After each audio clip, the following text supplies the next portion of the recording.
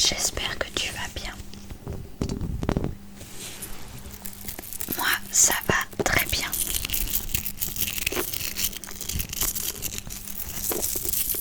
Aujourd'hui, avec l'accord de Sara Shepard, je vais te lire le chapitre 21 du tome 1 de Pretty Little Liars. Mais avant, je te présente l'objet que j'ai dans les mains et c'est mon sac à main. Et puisque Pretty Little Liars, ça parle de mode, ben, oui et non. Et bien du coup, ça rentre un peu dans le thème.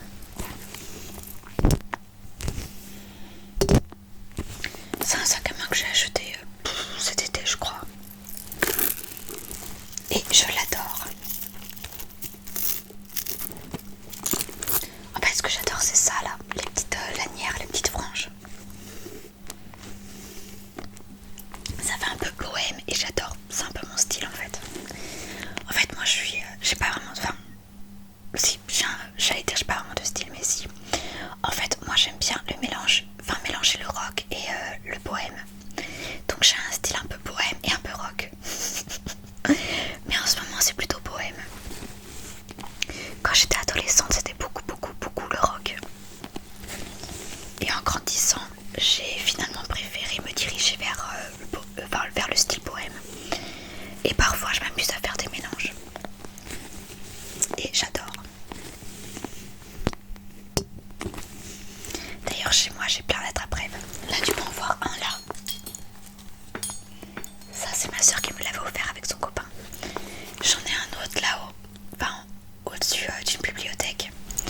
C'est mon frère qui me l'a offert celui-là. J'en ai un autre à côté de mon lit. Que c'est mon meilleur ami qui m'a offert, je crois. Il y en a un autre que j'ai. Et que je sais pas où je l'ai mis. Mais c'est moi qui me l'ai offert à moi-même. Bah oui, qui a dit qu'on pouvait pas se faire des cadeaux à soi-même. Peut-être qu'un jour je ferai une vidéo du genre qu'est-ce qu'il y a dans mon sac. Je crois que c'est What's in my bag, je crois. Mais honnêtement, ça ne va pas être très intéressant puisque dans mon sac j'ai plein de conneries. Dans mon sac, franchement, j'ai plein de choses inutiles, mais donc à part mon portefeuille, je ne vois pas ce qu'il y a d'intéressant dedans. Mais bon, pourquoi pas, ça peut être relaxant. Et pour un petit sac, je peux en mettre des choses dedans. Un peu comme le sac de Mimi m'a dit, tu vois.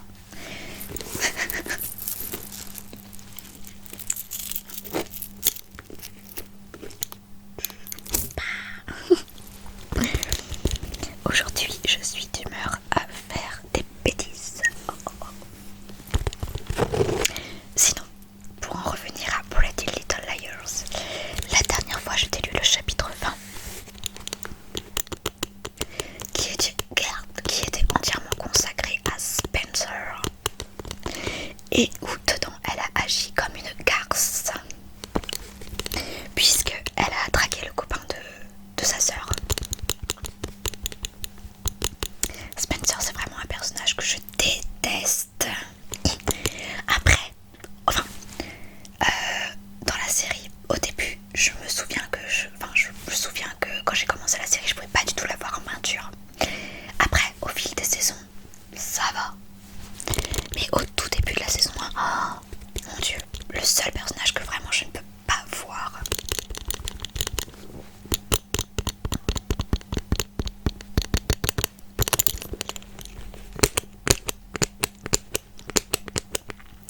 Faut que j'arrête avec mes expressions faciales parce que ça va plus du tout.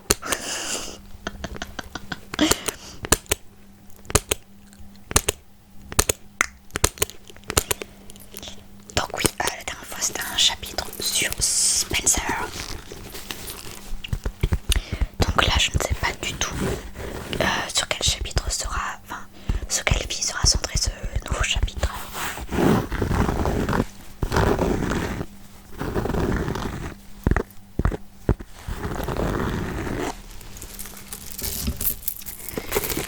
Allez, c'est parti pour ce nouveau chapitre.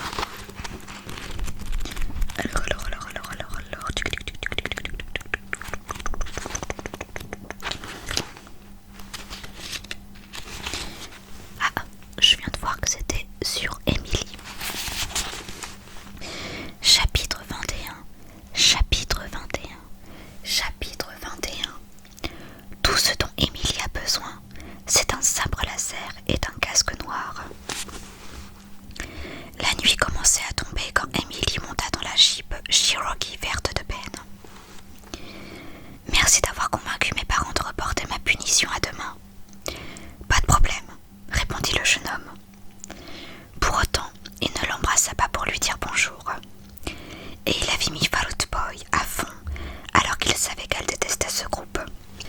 Ils sont plus ou moins en rogne contre moi. C'est ce que j'avais cru comprendre, oui, acquiesça Ben, sans quitter la route des yeux. Elle trouvait bizarre qu'il ne demande pas pourquoi. Peut-être le savait-il déjà. Curieusement, le père d'Émilie était entré dans sa chambre un peu plus tôt et lui avait dit « Ben passe te prendre dans 20 minutes. Prépare-toi. » Émilie s'était crue consignée à vie dans sa chambre pour avoir blasphémé contre les dieux de la natation. Mais à présent, il lui semblait que ses parents tenaient à ce qu'elle sorte avec Ben. Ils espéraient peut-être que le jeune homme parviendrait à la faire changer d'avis. Elle poussa un soupir. Désolée pour l'entraînement, hier, j'étais stressée. Ben consentit enfin à baisser le son. Ça va aller, t'es juste un peu paumée, ça passera. Émilie passa sa langue sur ses lèvres enduites de baume hydratant. Paumée, à quel sujet? Je te pardonne pour cette fois, ajouta Ben en lui tendant la main. Émilie se hérissa. Pour cette fois, et il n'aurait pas dû s'excuser lui aussi. Après tout, il était parti bouder dans les vestiaires comme un gamin. La Cherokee franchit le portail en fer forgé de la propriété des Cannes. Celle-ci était située un peu en retrait de la route, de sorte que l'allée faisait presque 1 kilomètre de long et était encadrée par de grands pins touffus. Ici, même l'air semblait plus frais, plus propre. La maison de briques rouges se dressait derrière des colonnes doriques massives. Elle était flanquée d'un portique que surmontait une statuette de cheval et d'une magnifique véranda entièrement vitrée. Émilie compta 14 fenêtres au premier étage de la façade. Mais ce soir-là, la maison n'avait aucune importance. La soirée avait lieu en extérieur. Derrière le mur de pierre étaient haies taillées à l'anglaise, qui délimitaient la partie habitation de la propriété.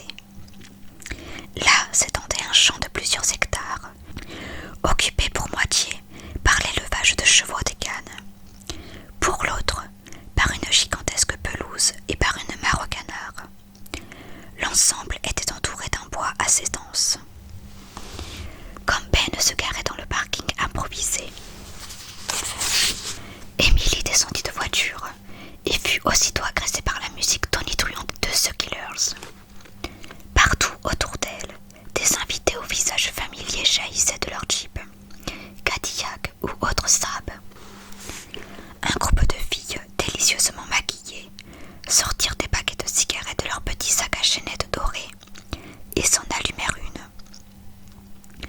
Tout en bavardant dans leur minuscule téléphone portable, Émilie baissa les yeux vers ses converses bleues usées et porta une main à ses cheveux hâtivement attachés en queue de cheval. Ben la rattrapa.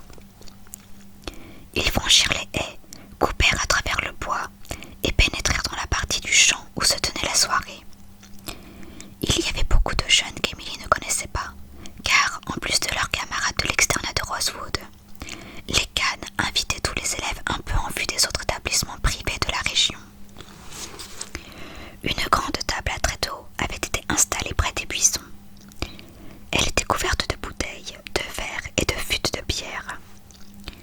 Une piste de danse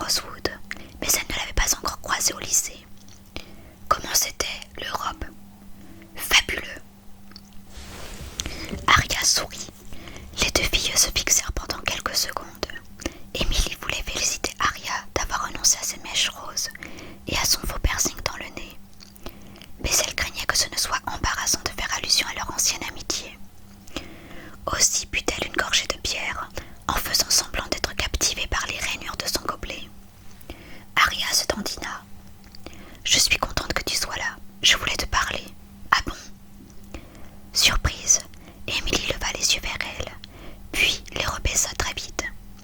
À toi, ouais, Spencer, précisa Arya. Vraiment? Emily sentit son cœur se serrer. Spencer. Promets-moi de ne pas me prendre pour une folle. J'ai été absente pendant longtemps et... Arya fit une grimace qu'Emily connaissait parfaitement. Ça signifiait qu'elle était en train de choisir soigneusement ses mots. Et quoi? Emily haussa les sourcils et attendit. Arya voulait peut-être réunir toute leur petite bande de 5e. Elle ne devait pas savoir qu'elle s'était beaucoup éloignée pendant son séjour en Europe. Est-ce que ce serait vraiment gênant? Arya promena un regard méfiant à la ronde. Avez-vous appris du nouveau sur la disparition d'Ali pendant que j'étais partie? Emily eut un mouvement de recul. Du nouveau sur sa disparition? Comment ça? Par exemple, est-ce qu'on a fini par découvrir qu'il l'avait enlevée? Est-ce qu'elle a fini par réapparaître? Interrogea Arya. Non. Mal à l'aise, Emily se mordit l'ongle du pouce. Arya se pencha vers elle. Tu crois qu'elle est morte? Emily écarquilla les yeux. Je n'en sais rien. Pourquoi? Arya serra les dents. Elle semblait très absorbée. Pourquoi me demandes-tu ça? Insista Emily, le cœur battant. Pour rien, murmura Arya. Puis son regard se fixa sur quelqu'un qui se tenait derrière Emily. Elle referma la bouche.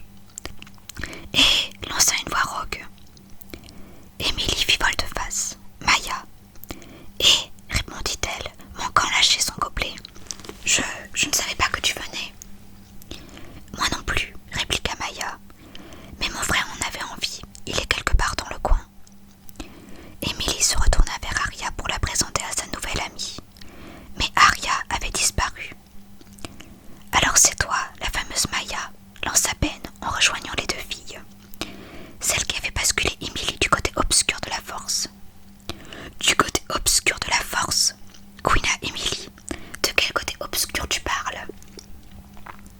De sa décision d'arrêter la natation, répondit Ben. Il fixa Maya. Tu sais qu'elle a décidé d'arrêter, pas vrai? C'est vrai. Tout excitée, Maya se tourna vers Emily. Maya n'a rien à voir avec ça, protesta Emily, en jetant un regard sombre à Ben. Et on n'est pas obligé d'en parler maintenant. Le jeune homme finit son verre. Pourquoi pas? Ce n'est pas la grande nouvelle de la soirée. Je ne sais pas encore. Bref, il lui posa la main sur l'épaule un peu brutalement. Je vais me chercher une autre bière. Tu en veux une? Emily acquiesça, même si elle ne buvait jamais plus d'une bière par soirée. Ben ne demanda pas à Maya si elle voulait quelque chose. Comme il s'éloignait, Emily remarqua que son pantalon pochait aux fesses. Burg. Maya prit la main d'Emily et la pressa. Comment tu te sens? Emily regarda leurs doigts entrelacés et rougit, mais ne se dégagea pas pour autant. Bien. Et aussi un peu effrayée, se garda-t-elle d'ajouter. Sonnez, mais ça va. J'ai ce qu'il faut pour fêter ça, chuchota Maya, plongeant la main dans son sac à dos Manhattan Portage. Elle montra à sa camarade le goulot d'une bouteille de Jack Daniels. Je l'ai piqué dans le bar de mes parents. Tu veux m'aider à lui faire un sort? Emily fixa Maya. La jeune fille avait ramené ses cheveux en arrière et portait un simple débardeur noir avec une mini-jupe en toile kaki. Elle avait l'air pétillant et marrant, bien plus que Ben avec son jean dans lequel il semblait s'être laissé aller. Pourquoi pas? Répondit-elle, et elle suivit Maya en direction des bois. Et c'est la fin de ce chapitre, un chapitre assez court. Et en fait j'ai l'impression que dans les livres il se passe beaucoup moins de choses que dans la série. Après bon, il y a 12 tomes donc j'imagine que c'est normal, mais j'ai l'impression que